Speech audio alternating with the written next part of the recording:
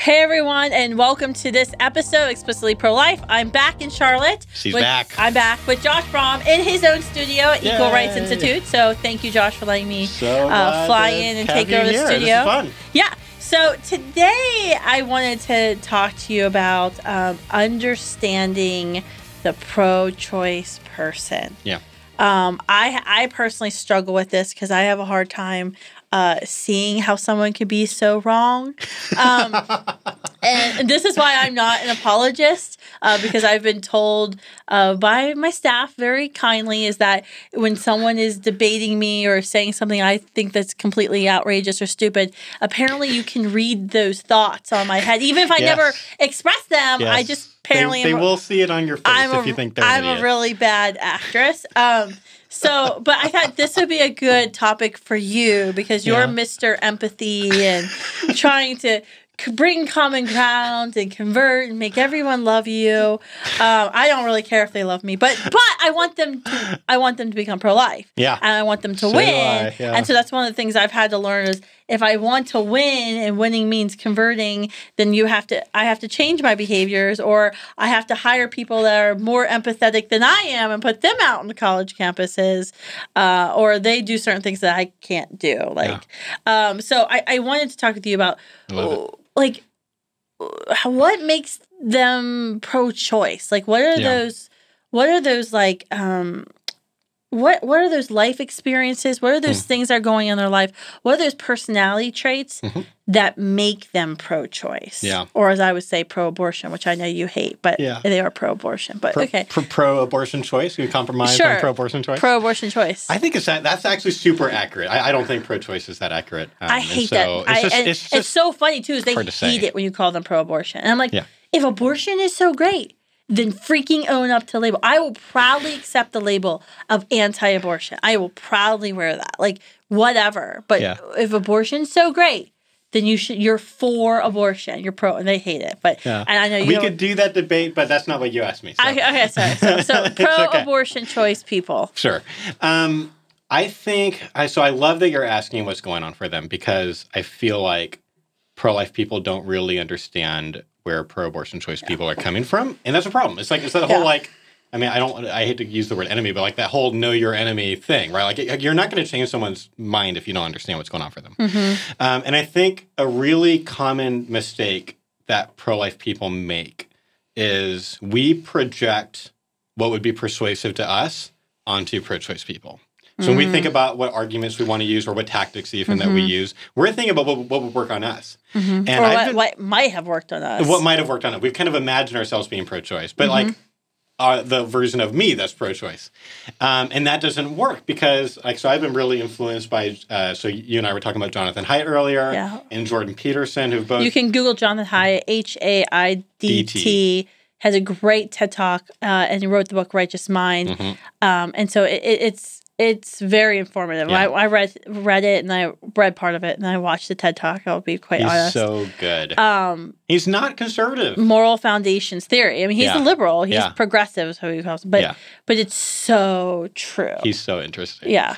And his work on what's going on at college campuses and safe spaces and trigger warnings is the best of what's out there. He's really a thought leader on all that. And so everything Jonathan Haidt does, I'm pretty excited to hear.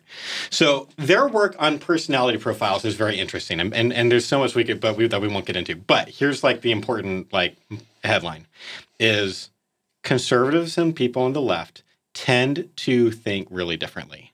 Like what drives us is we literally make decisions differently. Yeah, it actually proves why conservatives are more rational human beings. But we actually make decisions differently, right? Yeah. So people on the right tend to be driven by reaction to disgust and something like traditionalism, like not wanting things to change too fast, lest we perhaps lose what we love about America or whatever, right? And nothing wrong with that.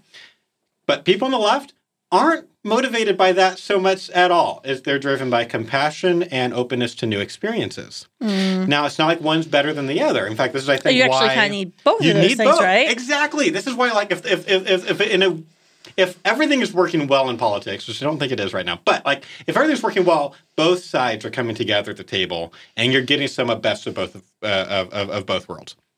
Because we do need to be driven by compassion also.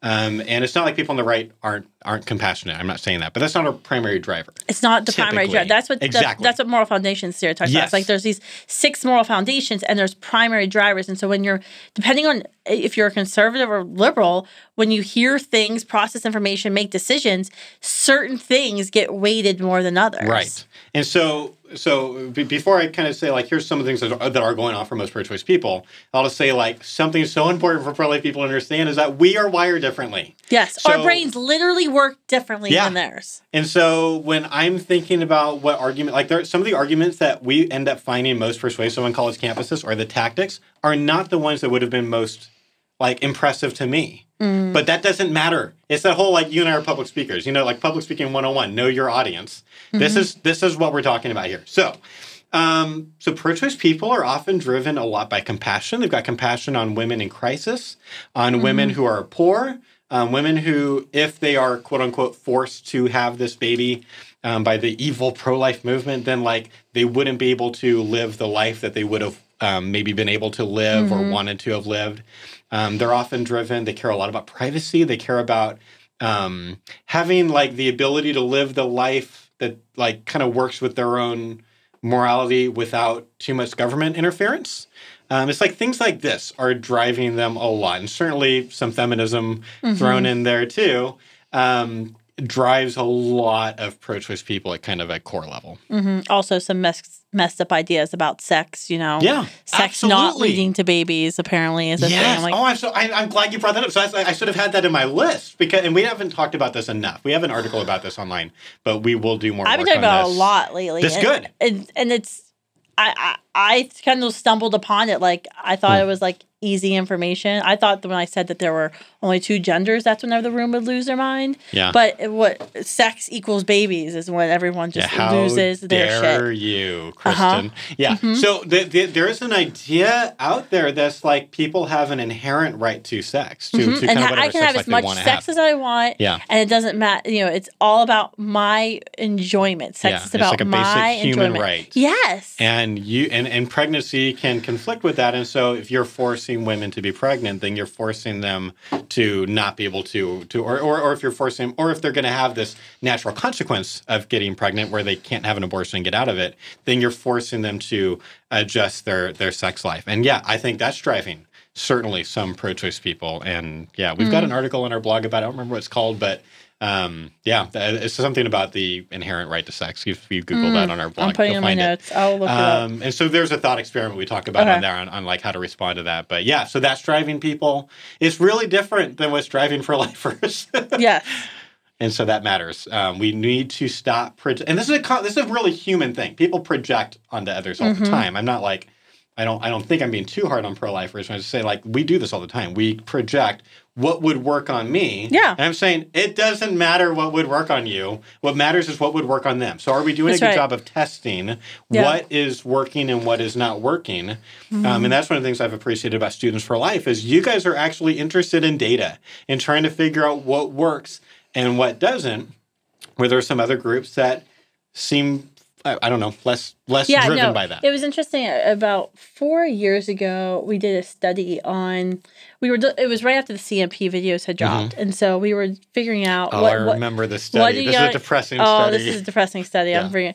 What do people believe about the Center for Medical Progress videos? Yeah. Were they fake? Were they true? And what we found was 6 months after the videos were released, majority of people thought they were fake. Yep. Planned Parenthood did an amazing job, unbelievably good job, conning the America, right? And they still are. I mean, they're still doing it, and no one seems to give a damn. But so we started off with that, and then we started asking questions about graphic imagery. And had they ever seen images of aborted babies? And then what were the people doing who were holding the images? Yeah. And I know, like, from experiences I've had with groups that do graphic imagery of showing abortion victim imagery, a lot of times they tell their volunteers to be purposely silent because the images are shouty, right? You're shouting at someone through an image. You don't need to use words or use your voice. So some of them are some of the best dialogue people that I know. Yes, exactly. Really kind, loving people. So, I mean, they're not there are, are there fringe crazy groups? Yes, I wouldn't even... Like Justice for All, for example. Yes. That you are going to be hard-pressed to find better dialogue people. Yes, they're amazing. Than their staff.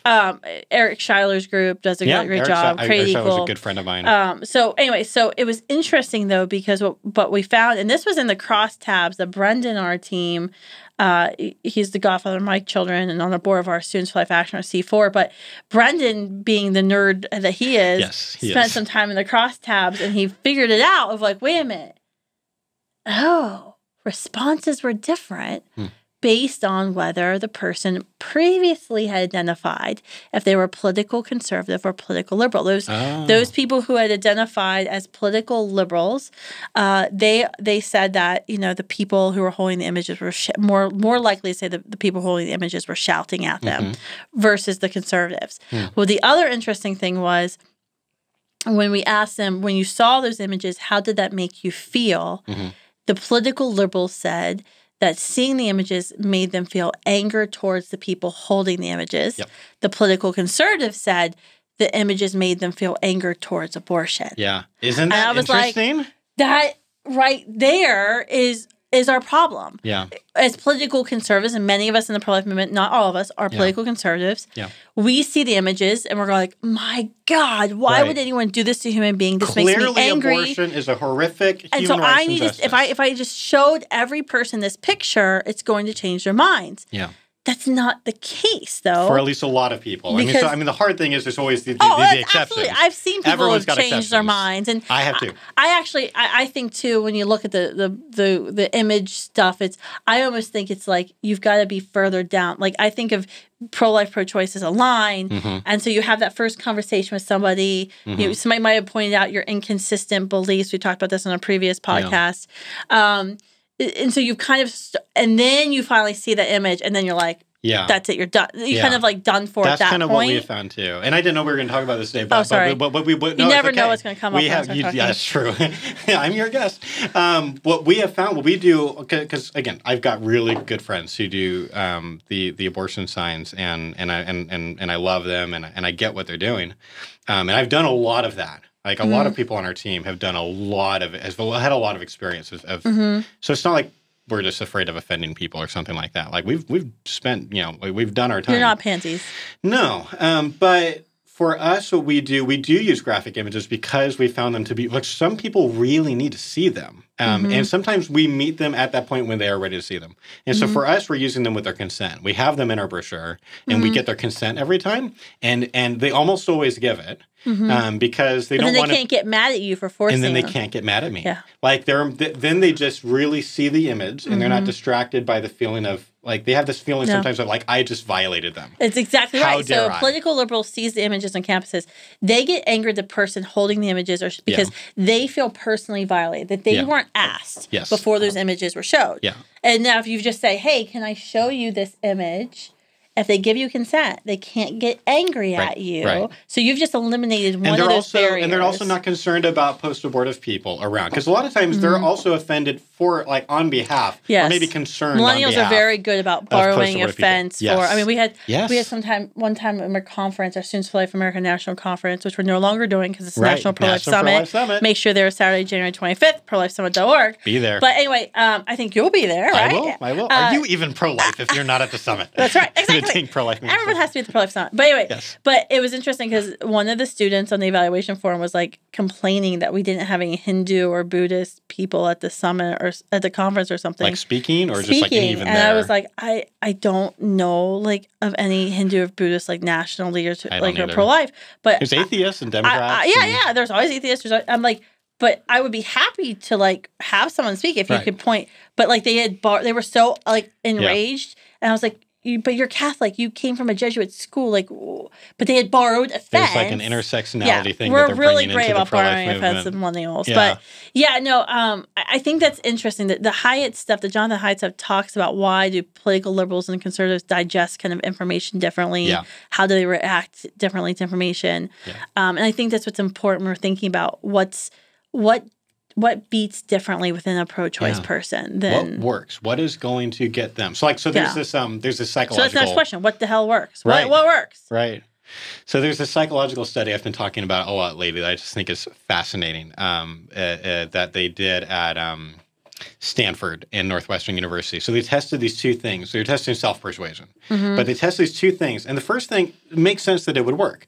They asked people who have a belief about some issue to picture themselves being in the shoes of someone else who disagrees with them. Thinking that maybe that would pull some people more toward the middle. And it didn't. It almost has almost no effect on people because people are not good at that. They're not good at actually accurately imagining what it's like to be in the other person's shoes. They just strawman it, right? So if you ask someone on the left on immigration who has something like an open borders policy or however they would characterize it, and ask them, imagine being a conservative who has a more strict immigration policy, what's going on for them? Some of them will just throw up their hands and say, well, maybe they're just racist. Maybe they just don't like brown people, kind of like that kind of thing. And that's not really what's going on with most conservatives who have that view. But see, there's this so they can't accurately get in the other shoes. But then they asked them to do a different thing that worked really well, where they said, imagine having a friend who has all of your same values, same religion, same view about government and all that, but just disagrees with you about this one issue. What might be going on for them? Well, this is a much harder puzzle to solve, right? They can't just be like, well, maybe they're racist. No, you're not racist. This is your friend with your values. Friend with your values. Shared you just disagree on the issue. So if you're pro-choice, imagine an atheist, Democrat, liberal friend of yours who's pro-life. What might be going on for them, for example? And people started coming more toward the middle. And so what we need to be able to do is understand, the more that we can show that we have common values with them, and it doesn't mean we always will, obviously, but anytime we do have a common value, to spotlight on that, it's going to make us more persuasive. It's going to make it easier for them to imagine becoming pro-life because we don't seem so weird. So on college campuses, I am super intentional about what we call selfless virtue signaling. I am virtue signaling all over the damn place. Okay, explain what the hell virtue signaling is. So virtue signaling is when you are signaling at all that you're a virtuous person. And this is people make fun of this sometimes. So this is, okay. So give me an example. What's virtue signaling? So here's a really common Kristan virtue signaling. People, you might get triggered.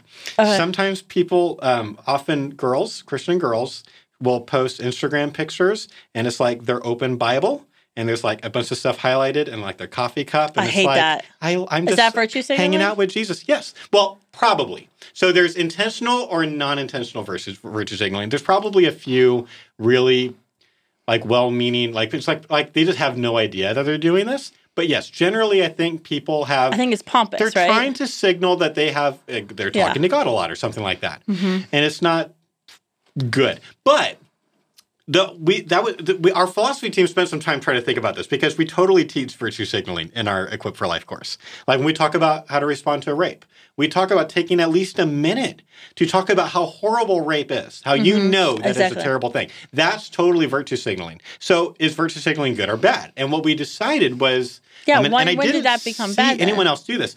I think virtue signaling is bad when it's selfish. And a lot of times it's selfish. It's you're wanting other people to think well about you for your own self-interest. And when we, as a pro-life person, especially pro-life men, try to help pro-choice people understand, no, I'm with you. Rape is really bad. I think that is selfless. That's just they are not going to be able to hear my argument for the unborn if they think I hate women or I don't care about rape or something like that. So selfish versus selfless virtue signaling. So I'm virtue signaling, though, on college campuses to try to show I have some common values with them. So I'm talking about I'm with you. We treat animals terribly in this country, in factory farms and things like that. Now we have a federal law, we do banning certain cruelty. We do, and that's a good thing, right? It's not good enough. We need to ban abortion too, but obviously, we're all against animal cruelty. And we live in a country where it's illegal to stomp on a kitten and kill the kitten, but it is totally legal to crush the skull of a preborn child. And it's really frustrating. I know you feel this frustration to live in a time where it is so much more obvious to our society that it's wrong to stomp on a kitten. Everyone knows it's wrong to stomp on a kitten. Every single person listening cringed when they heard you say that. And yet, a lot of people, the unborn are just not obvious for them. It's like we've got our work cut out for us, kind of. Yeah, I have a 10-year-old in the next room who cannot get over this. I don't understand, Mom. Why don't they know? Haven't you told them the truth? Can't they see ultrasounds? If only it were as simple as telling people the truth. I know, exactly. But that's the point. So what's compelling to them? Because obviously telling them the truth of saying it's the child within her is a unique, whole living human being. It's never existed before. It'll never exist again. Saying abortion is harmful. It's going to harm you. You can never go back. You'll never be the same. Like, what is it that works? Yeah. So I think it's important for us to distinguish two categories here. There's facts and arguments. And there's some of those things that you mentioned are factual. The unborn is a living human organism. The part where it's like it's also a valuable person, that would be like an argument. It's like a philosophical worldview. Okay. So a lot of times they might not be disagreeing with our facts, but they are disagreeing with our worldview. Yep. Then there are other times that they're totally dismissing the facts, too, that we're presenting. Yeah. And I think what's going on there is I think people, especially right now, civil discourse is like at an all-time low right now in America. It's like really bad, and we need to get better at that. And right now, people are just super untrusting of people that are on the other side. Like, we don't trust anything that's coming from anyone else. So everyone's super skeptical, even when people are in truth-seeking mode. And so what I'm trying to do when I'm talking about, like, scientific stuff, like life begins at fertilization, Very basic stuff. Basic embryology. What I'm trying to do is show myself as a trustworthy person. Is I'm not just trying to convince them of my view. I'm trying to help them believe true things, and we should all believe true things. And so I'm pointing to experts because that's generally the best thing to do on factual things. Like, I'm not a scientist. I'm not an embryologist, but there are a bunch of embryologists, and there's this, like, I don't know if you saw the new article. I just read this thing this morning. Like, someone surveyed over 5,000 embryologists. 96% of them said that human life begins at fertilization. Yet, most of them are pro-choice. Most of them are Democrats. Most of them are atheists. It's not like they're a bunch of pro-lifers. But they're like, well, yeah, human life. It's not valuable life. It's not a person. Yeah, it's not a person. Right, exactly. Or the bodily autonomy thing. But on college campuses, I'll literally have people tell me all the time, it's not human life. So what I'm trying to do is, like, show them, like, so here's a new thing. In fact, this is like, I haven't had a chance to try this yet, so caveat. But I thought of this on my way walking up to the St. Olaf Students for Life Club, the outreach I did a few weeks ago. I was like, okay, here's a line I want to try on someone. So I think this will work. I don't know if it'll work, but I think this would work. If they're being really skeptical about, I don't really think that human life begins at fertilization, and like biological human life. I want to say, don't you get sometimes frustrated when some conservatives are instantly dismissive of what most of the scientific community thinks about climate change? Like, you get really bothered by that. Aren't you like, why won't they just agree with scientists? And not saying there's not good reasons to be skeptical of scientists. Sometimes scientists are politically motivated and all this. I get that. But, like, you're ticked about that, right? I kind of feel the same thing when I say 96% of the experts in a scientific field, say a thing, and you just say, meh. Like, you're just like, whatever. Like, I don't know how to help you because I'm pointing to the experts. And so if you can help me, if you can find me, like, an expert that disagrees and can help me understand why 96% are wrong, I'll take that seriously. But you, as a non-scientist, are probably not going to change my mind on that. But also, to be fair, I'm sometimes skeptical of the facts, the quote-unquote facts that they give me, right? I think I told the story in the last episode of this girl on St. Olaf's campus who kept on quoting to me that 30% of women who die, you can link their cause of death to a previous pregnancy. And I'm like, I don't think that's true. And by the end of the dialogue, she finally admitted she was super exaggerating. She was like, well, I think it was 2 or 3%, not 30. And I'm like, what? Like, that's not at all the same. Yeah. And I don't think it's 2 or 3% either. But still, even though it was. That's a huge difference. That's a huge difference. And so, like, I think we're all sometimes skeptical of the facts we give each other. But I think most of the time on college campuses, I'm not debating people about the fact stuff that often. It's more the philosophical. They just don't agree with my argument that the unborn is a valuable person or that women's bodily autonomy is not absolute. Most of them will admit it's a living human. Most. Yeah. Not all. I think I've met the ones who've said no. Yeah. What is it about their worldview that prevents them from, like, I don't know, gaining this knowledge of being pro-life? of being smart. No, I mean, what is it that prevents them from being able? I tend to think what prevents them is simply they just don't like us. They don't want to be part of us. It's a big part of it. Yeah. That no matter what fact, what argument you may present, what you might be planting a seed, but at the end of the day, they just don't like pro-lifers. They have a view of who pro-life is. Yeah. They do not want to be part of our group. And in order to agree with us, they would then have to see themselves as part of us. Yeah. I think that's a huge part of it. And I hear almost no pro-life people talking about it like that. So I'm like you're exactly right. I think some of this comes down to... Almost like I talk to millennials and Gen Z all the time. Almost like. I think there's also like some of this just comes down to intellectual virtue. People don't tend to be super intellectually virtuous. Yeah. Most people, probably everybody lives in some level of confirmation bias where we're paying much more attention to our own side than what the other side says.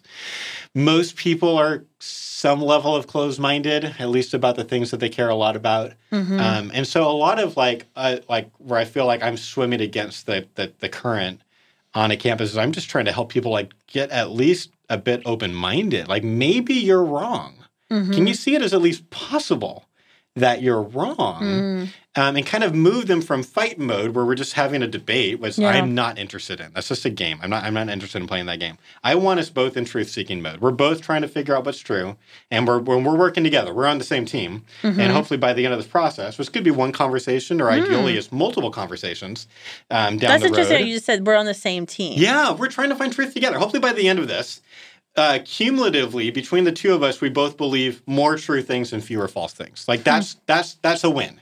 That's victory. And so, yeah, it's not a debate. I've done debates. I get it. There's podiums and an audience and there's points and there's winners and losers. Dialogue at an outreach is not like that. Yeah, there's usually not an audience.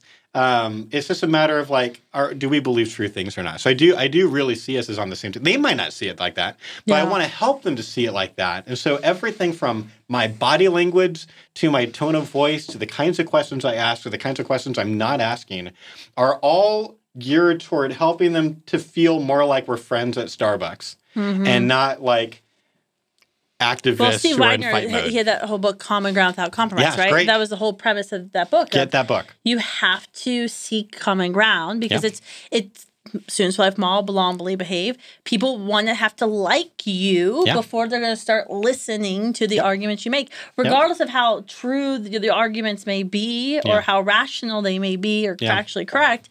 They have to like want to like you, and so you've got to find that common ground with that person. Yeah, and there's also like I think like people are more likely to become pro-life if they have the opportunity, and you can give them this opportunity, where they're able to process out loud. Mm-hmm. In a way where they don't feel like you're going to make fun of them if they say something dumb. This is why I'm not an apologist. If they feel, I've got room to grow too. Where they feel like they're talking to someone who's respectful, who, if they're allowed to ask questions, like I feel like that just like optimizes. And here's a hard thing, and this is like to create a safe space for them. Let's use another millennial word. Yeah, I was trying not to say it like space, that, but that's essentially what you're saying. I want them to feel emotionally safe. I do want them to feel emotionally safe because I think most people don't change their minds when they don't feel emotionally safe. Sure, unless they're being tortured or brainwashed or something weird like that. Like that doesn't count. But like generally. When I think about the times I've changed my mind, I definitely felt emotionally safe at the time. And so I want people to have that experience in a way that doesn't, like, I don't want to withhold truth or something like that either. So there's this balancing act. But, like, I think one of the hard things for us pro-lifers that we're struggling with, and this is like a human nature problem that's not going to go away, we just have to deal with it, is there's a certain thing where we want them to understand what we know, right? Well, that means that we kind of have to teach them some things. And people, I think, are often kind of just automatically defensive when they feel like you know something that they don't. And so it's like, how do you teach them something in a way where it doesn't feel like teacher versus student, but it feels like we're peers working together and we're like at the same level? I think that's part of like, if you can nail that, if you can master that. They don't want to feel the condescension. Yeah. It just makes it easier for them to hear you. I think this is why, too, your conversion conversations, you've got that best chance when you're the friend, right? Yeah. And it's somebody you know that you have a rapport with. Yes. Then if I come along, somebody they don't know, and they might have seen on Facebook or Instagram or, you know, I mean, that it's so much harder. Yeah. And this is why it's like if every pro-life person just started converting the pro-choice people in their lives. Yeah. And I think sometimes pro-lifers, those are the last people they want to talk to. Yeah. They would go to talk to the stranger on the campus rather than like Aunt Sally at the Thanksgiving dinner table, right? So I'm going to put those in different categories. So even I don't want to talk to the family member. Like no one wants to talk to the family members around Thanksgiving. I've got articles about that, about like how to be pro-life at Thanksgiving. Don't be weird. It's kind of weird to really try to force a political conversation around Thanksgiving. I know there's a Federalist article that just came out that totally disagrees with me, and that's okay. Hey, the abortion lobby just came out with a tweet about it, but how are we bringing it up? I think it might happen. If pro-choice Aunt Sally brings I don't get invited to a lot of dinner parties. You need to deal with it, and I've got a few articles about how to deal with that. But generally, I'm not trying to make. But I think pro-choice friends, you have a much higher chance of changing your friends' mind than your family members' minds. There's certain things going on with family members. It's difficult. You're dealing with like power dynamics and stuff like that. Sure. That you're just not dealing with friends. I absolutely think every pro-life person needs to have a couple of pro-choice friends that they're trying to get together with regularly to talk about this face to face. That is how we win culture. It's a bunch. It's a million pro-lifers hanging out, getting Starbucks. Almost like Students for Life launched a project. Talk. And it's all about, we want to have 250,000 conversations this year to pro-choice people about abortion. And that's the whole thing of get everybody and start having conversations. And we're trying to record those conversations and how they want. That's the whole different story. It's hard, but that's what it is. That's, okay. How can, I guess my last question, I guess so many things. I want to ask you this, and I want to ask you one more kind of non-related thing since you're here, and then I have to fly to the airport. But what do you think's like that best thing? What's that ultimate? What's the silver bullet, Josh? There's no silver bullet. Your pro-choice friend. Abortion's too complicated. There's no silver bullet. What's your best people advice? Are complicated. We know there's no silver bullet. But what's your best advice? My best advice is to you need to know where to go for good pro-life arguments. That sounds really self-serving, but it's like you don't need to know everything. You've got the freedom to be able to say, I don't know, as long as you know where to go. Yeah. Yes. It'll be the main thing they remember. It's awesome. So just know where to go for good I said that recently at Xavier, and then they called me idiotic. But no, don't listen to them. It's totally awesome. We released the tape. There's me going, I don't know. I need to think about this more. I love that. That's so great. But the main You're thing like one. Is... Yeah, but I'm right. The main thing is, I think 80% of persuasion is how we treat them. Yeah. And so much of the focus needs to be like we need to be thinking about what's working. The whole "don't be weird" thing. How do we don't be weird, not be off-putting? Yep. When we talk to people, and so thinking as simply as as body language and questions and things like that. I think that's the biggest thing. If I could give the one last tip would be learn the equal rights argument. And we don't have enough time to explain what it is, but it's in our Equip for Life course. And was part of why I started Equal Rights Institute was because we kind of stumbled upon this argument that we started testing on campuses all across the country with Justice for All. And we've never seen any single argument change more pro-choice minds on the spot. And we're like, oh my gosh, if pro-life people knew this argument, we would change so many more minds. So my next piece of advice, if you can learn one pro-life argument, learn the equal rights argument. It's not the easiest. It's not super simple slogan. But if you can master this argument, you will see all kinds of people become pro-life. And where can people go see it that? Go to equippedcourse.com. It's Module 5, and we're just now getting ready to add an extension that's going to get even more philosophical on it. But that's the best place where we really explain it. All right, you did your promo. One last question, and then my Uber. I just call my Uber. Okay. One last question of,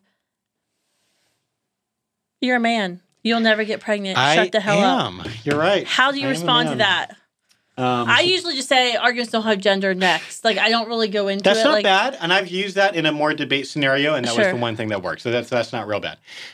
What I'm doing, so what we're doing as a pro-life man, I want to hear from you. Yeah, so the pro-life man. So we've tried 10 different things, and we found one that worked better than everything else. So we're doing a thought experiment. So I'm going to say first, you're right, I am a man, and that means that I can't have complete experiential knowledge of what it's like to go through pregnancy, the social stigma, childbirth, all that stuff. Because you're not a superhero I am. Exactly. I am not a superhuman like Kristan Hawkins is. And so given that, you're right, but here I want you to hear why I still think it's okay for men to have a view on this. Let me give you a thought experiment. Imagine I'm fishing at a lake. And I look down the beach a bit, and I see a woman doing something pretty odd. She's literally pushing her car into the lake. And I'm like, huh, that's weird. What's going on? I look closer. You can probably already see where I'm going with this.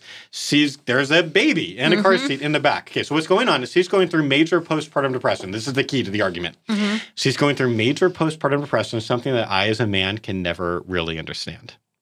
So I can have empathy for her. I've got friends who've gone through major postpartum depression. So I can sympathize with her, but I can't really understand. So that's going to affect my attitude toward her. I'm not going to be all judgy and like, ew, I can't believe someone is so gross. Like, it's not going to be my attitude. My attitude is going to be what's going on for this poor woman that feels like this is her only way out. It's like the Frederica Matthews Grain quote where she's like, women want abortion, not like they want an ice cream cone, but like a bear who gnaws off its own foot because it's caught in a trap. Yeah. Like, it feels like the only way out. Having said that, I'm still going to jump into the water and try to save the kids. So I want to help them both. And that seems reasonable, even though I'm a dude who can't experience postpartum depression. So similarly, I can't experience pregnancy, but I think so much of what's going on here is we think differently about the moral status of the unborn.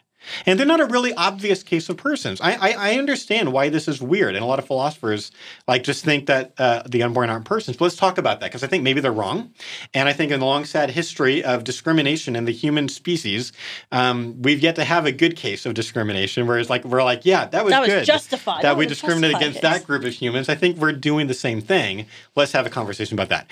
There's nothing that works every time. But I will tell you, we have had hardcore, angry, green-haired feminists actually be like, you know what? That makes sense. That's fair. And then we can have a real conversation. And then you can get back to the actual conversation and the actual argument, which is, I don't believe as a pro-choice person that the fetus has an equal right to life. It's not a person or her bodily rights that's trump. The real argument. You're a male is just that thing to shut down the conversation. It's this side thing, It's almost like just saying shut up. They might not be trying to say that, but it's functionally what's happening. Which, by the way, if in a world where any gender could be fluid, how dare you, by the way, I want you to say, how dare you assume my gender? I'm going to argue that it's not a good move, but it's really funny. I make this joke whenever I do seminars, like here's what not to say. Don't say, how transphobic of you. And everyone loves it. But don't do it. It's not going to be very effective. You think would be really funny because it's not going to convert them. I think it's so important. I was doing this panel with this other conservative youth leader last year. Lila was sitting next to me, and Lila called me the Old Softie after it was over. It was really funny, which I've never been called Old Softie. I need to watch this video. It's not public, but we have it somewhere. Because actually, I think I sent it to the office. It's a recording. But this very well known leader who's very he's on videos and very close to the Trump administration. Okay. And, he had the whole crowd ginned up of, these are people our enemies. We have to defeat them. We have to take them down. And I think, for me, yes. Do I think of things very simply? Yes. And do I think of things as terms of a war? Yeah, I do. It's a war for the babies' lives. However, you cannot call half of the population of the United States your sworn enemy, and that how you must defeat them, and then turn around and try Let's to have a conversation them. Now. And so I think at the end of the day, I've got 2 minutes left here before we have to wrap up. Yeah. But at the end, my Uber comes. But at the end of the day, what you need to know is what is your goal here, right? If your goal is to convert. Calling someone your enemy, making fun of them, doing what, even if it's really funny for you or your friends, isn't going to change that person's mind. That's if your goal is conversion, then you've got to get inside of their mind and understand that your brain literally is wired differently. Yeah. And also, it's important, even at a principled level, if we are constantly calling them idiots in our own mind, that will affect our face when we talk to them. And so I think we're actually better off as people. It'll be easier for us to have these respectful dialogues if we remember there are really smart people on both sides and a lot of dumb people on both sides. And too. Also, if you're a Christian, you can just say, look, this is another person creating God's image. There's and you that should love treat your them enemies thing, You should treat every person with respect. Yeah, So, all right. Well, thanks so much, Josh, for taking the time. Thanks for letting me take over your office. Absolutely. Thanks for tuning into Explicitly Pro-Life. Make sure you share this podcast with your other pro-life friends and the pro-life friends that you really want to have listen to this because something we talked about. And you can, subscribe anywhere you get your podcasts. Thanks, guys.